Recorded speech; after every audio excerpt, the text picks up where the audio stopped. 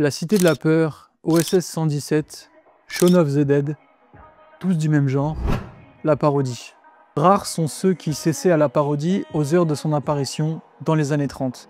Il lui faudra attendre les années 70 pour se voir réellement exploré et apprécié du grand public. Mais alors, qu'est-ce qui définit ce genre? Comment a-t-il grandi depuis Sherlock Jr. de Buster Keaton en 1924? Comment a-t-il fait pour en arriver à l'univers fou et tant admiré de Quentin Dupieux aujourd'hui? Nous voilà en 1924, une trentaine d'années après l'apparition du cinéma. Un art signé les Frères Lumière qui ne cesse de grandir année après année. Comédie, drame, horreur ou encore western, des genres qui commencent à se distinguer et à se définir. Et c'est dans ce contexte, et donc dans les années 20, que le genre parodique va enfin pouvoir commencer à exister. Pour qu'il fonctionne, il faut que les gens reconnaissent de quel genre de film on a voulu grossir les traits. Ça, Buster Keaton l'a bien compris et se lance alors avec son premier film, Sherlock Jr. en 1924, à l'intérieur duquel il se moque des films policiers. Au rendez-vous, poursuites absurdes, intrigues ridicules ou encore héros invincibles, le film amuse, remplit les salles de l'époque, mais reste inscrit dans ce genre qui ne peut exister seul. La parodie existe parce que les autres genres existent. Voilà pourquoi ce genre mettra près de 50 ans à s'imposer. Il manquait encore de matière. En 1926, 2 ans plus tard, naît à Brooklyn un futur maître du genre, Melvin Kaminsky. Fils d'une mère au foyer et d'un père tailleur, il grandit dans un quartier pauvre financièrement mais riche culturellement, marqué par la communauté juive et son sens de l'autodérision. Enfant, il découvre Chaplin, les Marx Brothers ou encore Keaton. Autant de figures qui l'aident à détourner le regard d'une réalité pesante, la Grande Dépression. À 18 ans, il décide de s'engager dans l'armée, marqué par la Seconde Guerre mondiale et le sort réservé aux Juifs en Europe. Affecté à l'unité de divertissement des troupes, il écrit et joue des sketchs pour les soldats, une expérience fondatrice. Il y apprend le timing comique, l'écriture rapide et l'art de captiver un public. À la fin de la guerre et de retour à New York, il se lance dans Broadway, la radio, puis la télévision. C'est à ce moment qu'il décide de changer de nom. Melvin Kaminsky devient Mel Brooks. Dans les années 50, il écrit pour des shows télé cultes comme Your Show of Shows, diffusé entre 1950 et 1954, ou Caesar's Hour, diffusé entre 54 et 57. Il y développe un humour absurde et parodique qui deviendra sa signature. 10 ans plus tard, en 1967, sort son premier film, The Producers. Satire du monde de Broadway, le film choque par son audace, amuse par son absurdité et finit par séduire. Oscar du meilleur scénario original dès son premier coup d'essai. S'ensuivent près de 30 ans de films cultes, Blazing Saddles en 1974.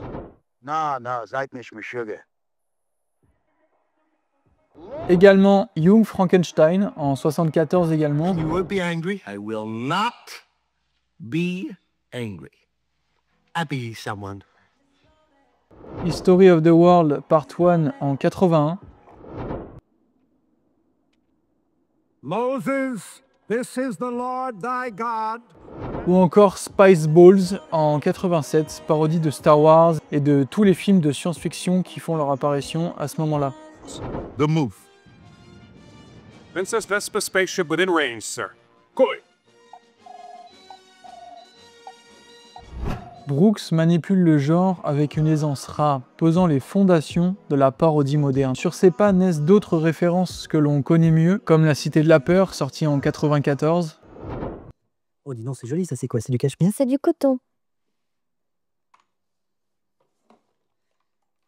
Tiffany, je vais pas te prendre la tête avec ça, mais est-ce que je peux dormir chez toi ce soir? J'ai perdu ma mère ce matin.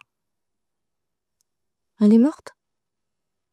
Non, je l'ai perdue. C'est-à-dire que je l'ai perdue, quoi. Elle était là et pouf, pouf, je l'ai perdue. Mais mon chien est mort, par contre. Alors si je pouvais dormir chez toi, tu vois, juste pour avoir une présence, un compagnon, pour pas être seul. Ça fait 3 fois qu'il est mort, touche. Il y en a beaucoup sous chaud.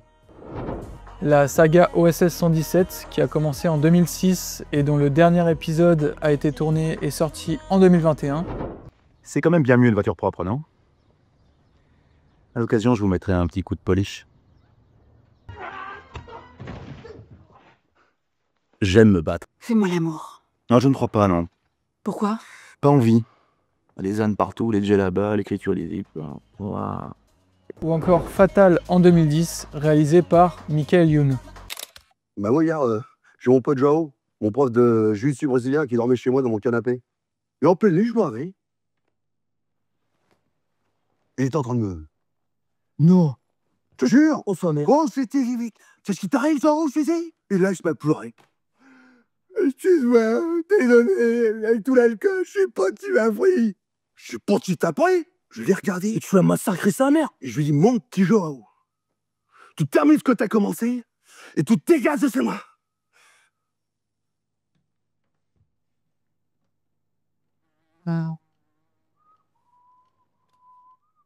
J'ai soif. Je cherchais un truc qu'on boit. Tous suivent les règles qu'il a établies. Reprendre des codes précis, les exagérer et en révéler le ridicule. Mais alors, depuis les premières parodies en 1924 et leurs intentions primaires, qu'est-ce qui a changé? Aujourd'hui, la parodie ne se contente plus de faire rire. La société a changé et ses revendications aussi. Aujourd'hui, on ne fuit plus les problèmes en se réfugiant dans la parodie, mais on les affronte avec la parodie. OSS 117, au-delà de son humour en majuscule, ça reste une critique claire des mentalités sexistes et colonialistes des années 50-60. Don't Look Up de Adam McKay, sorti en 2021, fait rire par ses traits tirés de films catastrophes. Mais derrière, l'ingérence de l'humanité face au changement climatique reste au centre du débat. Enfin, on peut citer l'univers unique de Quentin Dupieux, mais il est vide de sens pour créer du surréalisme. Et son dernier film, L'accident de piano, le prouve, en mettant l'accent sur les réseaux sociaux et leur effet néfaste dans le monde d'aujourd'hui. Je suis trop pressée d'en savoir plus. Je me tais. Allez-y. En fin de compte, la parodie dépasse le cinéma. Elle pose une question universelle. Peut-on comprendre le monde autrement qu'en le déformant? Rire des excès, des travers et des absurdités n'est-il pas finalement une meilleure manière de les affronter? La parodie, loin d'être un divertissement léger, devient une forme de résistance. Une façon de rappeler que l'humour est peut-être le dernier refuge de la lucidité. C'était tous les boys sur ce format parodique, voilà. J'espère que la vidéo et le script vous ont plu. Et sur ce, ciao!